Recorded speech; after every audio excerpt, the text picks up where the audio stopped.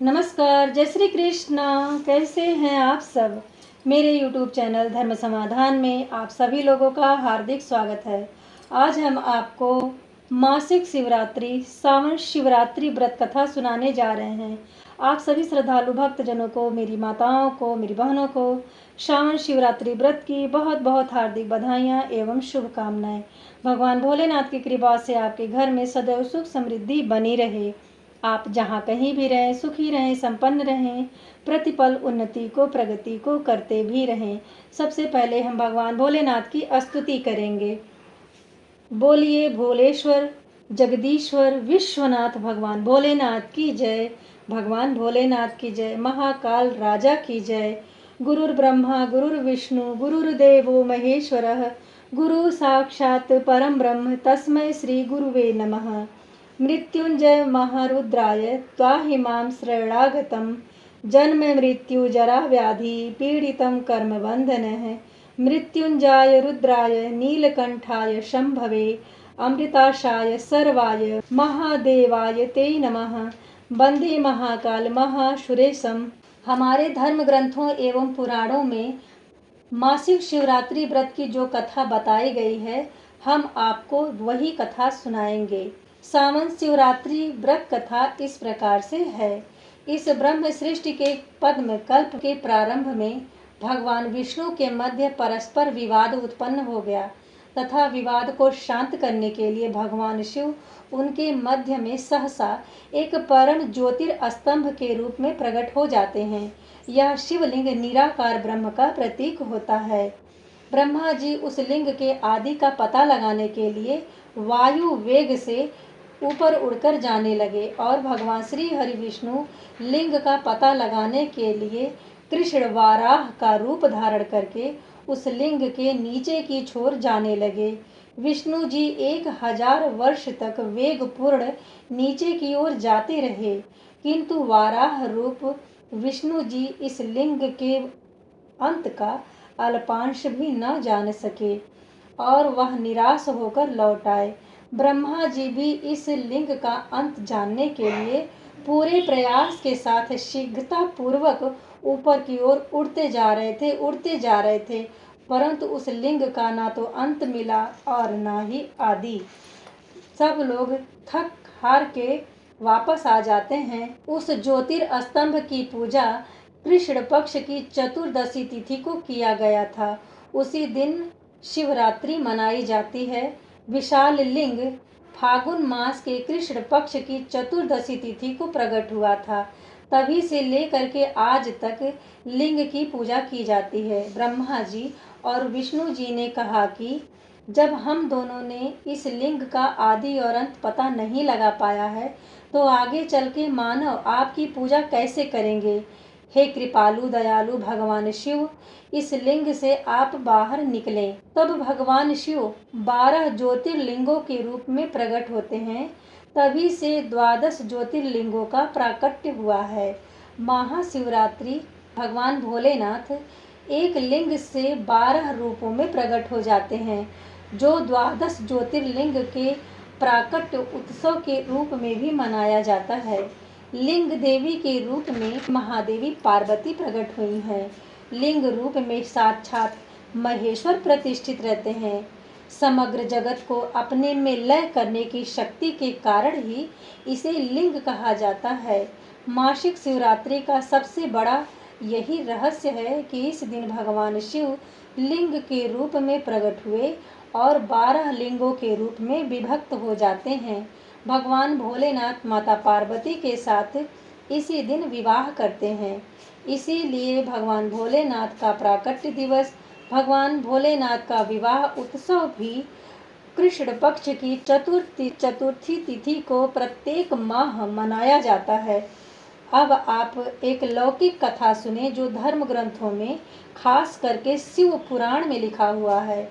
शिव पुराण में लिखा हुआ है कि एक बार माता पार्वती ने भगवान शिव से कहा, ऐसा कौन श्रेष्ठतम कार्य है, सरल व्रत है, पूजा है, जिससे कि प्राणी करके आपकी कृपा को प्राप्त कर सकते हैं। माता पार्वती के प्रश्न का उत्तर देते हुए भूत भावन भगवान शिव कहते हैं, देवी, मृत्युलोक में जो प्राणी विधि विधान के साथ मेरी कथा को सुनते हैं वह मेरे आशीर्वाद के पात्र होते हैं। इससे जुड़ा हुआ भगवान शिव ने माता पार्वती को एक कथा सुनाई कि एक गांव में शिकारी निवास करता था।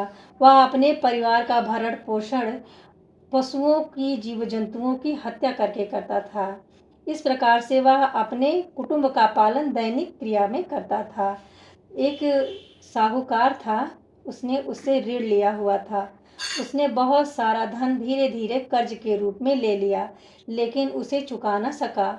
उसके द्वारा लिया गया ऋण समय से न दिया गया, जिसके फलस्वरूप क्रोधवश साहूकार ने शिकारी को शिव मठ में, शिव जी का एक मठ था, उसी में बंदी बना लिया। संयोगवश उस दिन शिवरात्रि थी। शिकारी ध्यान मग्न होकर के शिव संबंधी धार्मिक बातों को ध्यानपूर्वक सुनता रहा। चतुर्दशी को उसने शिवरात्रि की कथा सुनी। संध्या होते ही साहूकार ने उसे अपने पास बुलाया और ऋण चुकाने की विषय में बात करी। शिकारी अगले ही दिन सारा ऋण लौटा देने का वचन देकर के बंधन से छूट जाता है। अपने दैनिक दिनचर्या की भांति वह जंगल शिकार करने के लिए निकल गया, लेकिन दिन भर बंदी गृह में बंद होने के कारण भूख प्यास से व्याकुल था। शिकारी शिकार करने में एकदम से असमर्थ था। शिकारी शिकार करने के उद्देश्य से एक नदी के किनारे बेल वृक्ष के ऊपर शिकार करने के लिए चढ़ गया। वृक्ष के नीचे शिवलिंग था जो बेल पत्रों से ढका हुआ था। शिकारी को इस बात की जरा भी खबर न थी। शिकारी बेल के पेड़ के ऊपर बैठ जाता है और नीचे शिवलिंग स्थापित है। वह शिकारी उस बेल के ऊपर शिकार करने का पड़ाव बना रहा था। पड़ाव बनाते समय उसने बेल की कई टहनियां तोड़ी, पत्ते भी तोड़े और उन्हें नीचे फेंकता रहा। संयोगवश वह सारे बेलपत्र शिवलिंग पे गिर रहे थे। इस प्रकार दिन भर भूखे प्यासे रहकर शिकारी ने अनजाने में ही अनायास ही शिव जी का बेलपत्र से अर्चन किया। किसी कामना से उसने ऐसा किया नहीं था। कहने का अर्थ है उसने शिवरात्रि व्रत अनजाने में ही पूर्ण किया था। शिव जी की पूजा करी थी, बेलपत्र द्वारा शिव जी को प्रसन्न किया था। एक प्रहर रात्रि बीत जाने पर एक गर्भवती हिरणी उस तालाब में पानी पीने आई। शिकारी ने बाण तीर चढ़ाकर ज्यों ही प्रत्यंचा खींची, वह हिरणी बोली, मैं गर्भिणी हूँ और शीघ्र ही प्रसव करूंगी। तुम एक साथ दो जीवों की हत्या कर दोगे, जो ठीक नहीं है। हे शिकारी, मैं तुम्हें वचन देती हूँ कि मैं शीघ्र ही बच्चे को जन्म देकर तुम्हारे सामने उपस्थित हो जाऊंगी और तुम मुझे मारकर अपनी इच्छा को पूरा कर लेना। शिकारी ने प्रत्यंचा ढीली करी और वह गर्भवती हिरणी वहां से चली जाती है। थोड़ी ही देर बाद एक मृग वहां आया। उसे देखकर शिकारी ने फिर से प्रत्यंचा चढ़ाई। ज्यों ही धनुष पर तीर चढ़ाया, उसे देखकर मृग ने विनम्रता से कहा, शिकारी, हे पार्थी, थोड़ी देर पहले ही ऋतुकाल से निवृत्त हुई हूँ, कामातुर हूँ, पति मिलन के लिए जा रही हूँ, शीघ्र ही मिलकर तुम्हारे पास चली आऊंगी। शिकारी, मुझे जाने दो। 2 बार हाथों में आए हुए शिकार को शिकारी खो करके बहुत ही दुखी हुआ, चिंता में पड़ गया, क्योंकि रात्रि का आखिरी पहर भी व्यतीत हो रहा था। तभी एक अन्य हिरणी अपने बच्चों के साथ उधर से निकली। शिकारी के लिए वह स्वर्णिम अवसर था। उसने धनुष पर तीर चढ़ाया और तुरंत ही उसे छोड़ने वाला था कि तभी हिरणी बोली, हे पार्थी, तुम मुझे मत मारो, मेरे छोटे छोटे बच्चे हैं। अगर मुझे तुम मार दोगे तो मेरे बच्चे अनाथ हो जाएंगे। मैं उन्हें उनके पिता के पास छोड़ आऊं तो कम से कम उन्हें अपने पिता का स्नेह तो मिलता रहेगा, फिर तुम मुझे मार देना। शिकारी उसकी बात को मान लेता है और उसे भी जाने देता है। शिकारी ने कहा, सामने आए हुए शिकार को छोड़ चुका हूँ। इससे पहले मैंने कई बार मूर्खता की है। मेरे बच्चे भी भूख प्यास से तड़प रहे होंगे, पल पल मेरा राह देख रहे होंगे। तब हिरणी ने उत्तर देते हुए कहा कि जैसे तुम्हारे बच्चे भूख प्यास से निरंतर तड़प रहे हैं, तुम्हारी राह देख रहे हैं, ठीक उसी प्रकार से मुझे भी मेरे बच्चे प्यारे हैं। मुझे भी मेरे बच्चों की ममता सता रही है। इसलिए हे शिकारी, तुम किसी बात की चिंता मत करो। मैं अपने बच्चे को उसके पिता के पास छोड़ाऊं, फिर तुम मुझे मार देना। हे पार्थी, मेरा विश्वास करो, मैं तुम्हें वचन देती हूँ कि मैं मेरे बच्चों को इनके पिता के पास छोड़ करके तुम्हारे पास अवश्य चली आऊंगी। मृगी का दीन वचन सुन करके शिकारी का दिल पिघल गया। उसको दया आ गई। उसने उस मृगी को भी जाने दिया। शिकार के अभाव में शिकारी बेल वृक्ष पर बैठे बैठे ही पत्तों को तोड़ तोड़ के नीचे स्थापित शिवलिंग पे ना फेंकता रहा। फिर सुबह हो गई। तभी एक स्वस्थ मृग उसे दिखाई देता है। शिकारी ने तय कर लिया कि इस बार तो वह शिकार करके ही रहेगा। शिकारी की तनी प्रत्यंचा को देखकर वह मृग विनीत स्वर से बोला, हे पार्थी भाई, यदि तुम मुझसे पहले आने वाली 3 मृगियों को मार चुके हो तो मेरा भी शिकार करने में तनिक भी संकोच ना करो, और यदि तुमने उन्हें जाने दिया है तो मुझे भी जीवन दान दो, क्योंकि मैं उन मृगियों का पति हूँ। यदि तुमने उन्हें जीवन दान दिया है तो मुझे भी कुछ क्षण जीवन दान दे दो। मैं उनसे मिलकर तुम्हारे सामने अवश्य ही आ जाऊंगा, क्योंकि मेरे विरह में तो वह तड़प तड़प कर मर जाएंगी और उनके मरने का सारा पाप ना तुमको ही भोगना पड़ेगा। उस हिरण की बात को सुन के शिकारी पूरी रात का घटनाक्रम सोचने लगता है। मृग ने कहा, जिस प्रकार से मेरी पत्नियां तुम्हारे सामने प्रतिज्ञाबद्ध होके गई हैं, अगर मेरी मृत्यु हो गई ना तो वह अपने धर्म का पालन नहीं कर पाएंगी। अतः जैसे तुमने उन्हें विश्वास पात्र जानकर छोड़ दिया है, वैसे ही मुझे भी जाने दो। मैं अवश्य ही तुम्हारे पास शीघ्र वापस आऊंगा। उपवास तथा रात्रि जागरण और शिवलिंग पर बेलपत्र के अर्चन के कारण शिकारी का हिंसक हृदय निर्मल हो गया। उसके हृदय में भगवान शिव की भक्ति प्रकट हो गई। उसके हृदय में भगवान शिव का वास हो गया। धनुष तथा बाण उसके हाथ से छूट गए। भगवान शिव की कृपा से उसका क्रूर हृदय, कठोर हृदय करुणामय हो गया, करुण भाव से भर गया। वह अपने अतीत के कर्मों को याद करके पश्चाताप भी करने लगा। थोड़ी ही देर में मृग अपने परिवार के साथ शिकारी के सामने आ जाता है ताकि वह उनका शिकार कर सके, किंतु जंगली जीव जंतुओं की ऐसी सत्यता को देख करके, वचन दृढ़ता को देख करके शिकारी के नेत्र में अश्रु आ गए। उसने उन मृग परिवार को नहीं मारा तथा अपने कठोर हृदय को जीव हिंसा करने से बचा लिया। अपने हृदय को सदा के लिए कोमल दयालु बना लिया।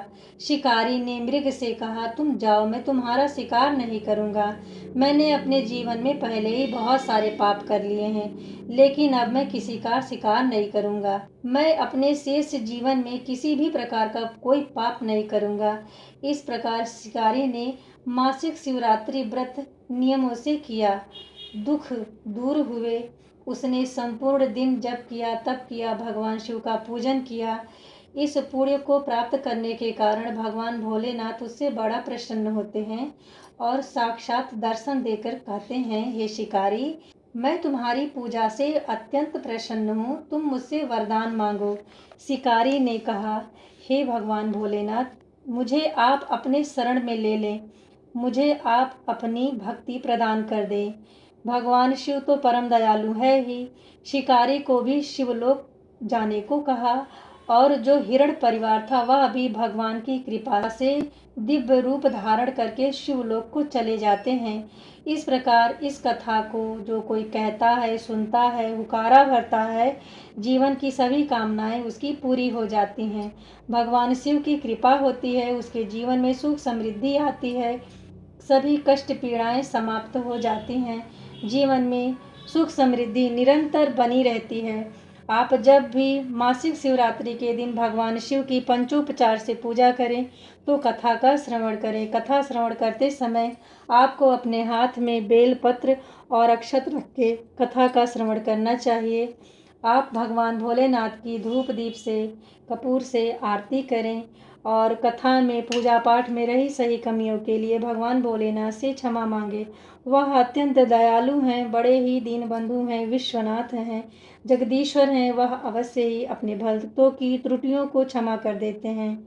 आज हमने आपको श्रावण शिवरात्रि व्रत कथा सुनाने का प्रयत्न किया है। मासिक शिवरात्रि, जिसे श्रावण शिवरात्रि 2025 में इस बार 23 जुलाई 2025 दिन बुधवार को ही है। सावन में भोलेनाथ को जल अर्पित करने से हर कामना पूरी होती है। सावन का महीना शिवमय रहता है। इस माह में आने वाली शिवरात्रि और सोमवार सारे मनोकामनाओं को पूरा करने वाले होते हैं। शिव पुराण में सावन माह का बहुत ही अधिक महत्व बताया गया है। 23 जुलाई 2025 दिन बुधवार को चतुर्दशी तिथि प्रारंभ हो रही है। यह 23 जुलाई को सुबह 4:39 पे समाप्त होगी और 24 जुलाई को सुबह 2:25 पे समाप्त हो जाएगी। जलाभिषेक का जो निश्चित काल शुभ मुहूर्त है वह रात्रि में 12:07 से लेकर के 12:48 तक है। यह जलाभिषेक का निश्चित काल है। आप जलाभिषेक प्रथम प्रहर का भी समय जान लें, जो 7:17 से रात में 9:53 तक रहेगा। द्वितीय पहर रात में 9:53 से रात्रि 12:28 तक रहेगा। जलाभिषेक का तृतीय प्रहर 12:28 से 3:03 तक रहेगा। चौथा पहर है 3:03 से लेकर के 5:38 तक। जो भी धार्मिक भक्तजन, माताएं, बहनें भगवान शिव की कृपा प्राप्ति के लिए, अमोघ फल प्राप्ति के लिए, मनोकामनाओं की सिद्धि के लिए मासिक शिवरात्रि व्रत, सावन शिवरात्रि व्रत रखते हैं, उन्हें पारण भी शुभ मुहूर्त में करना चाहिए ताकि उन्हें व्रत का पूर्ण फल प्राप्त हो सके। आप विधि पूर्वक प्रातः काल 5:38 के बाद में भगवान शिव की पूजा उपासना करें। उसके बाद में आप सूर्योदय होने पे मासिक शिवरात्रि व्रत का पारण कर सकते हैं। श्रावण शिवरात्रि व्रत का पारण आपको 24 जुलाई को सुबह 5:38 के बाद ही करना चाहिए, शिव पूजा उपासना करने के बाद में। ठीक है ना। आज हमने आपको श्रावण शिवरात्रि व्रत कथा सुनाने का प्रयत्न किया है।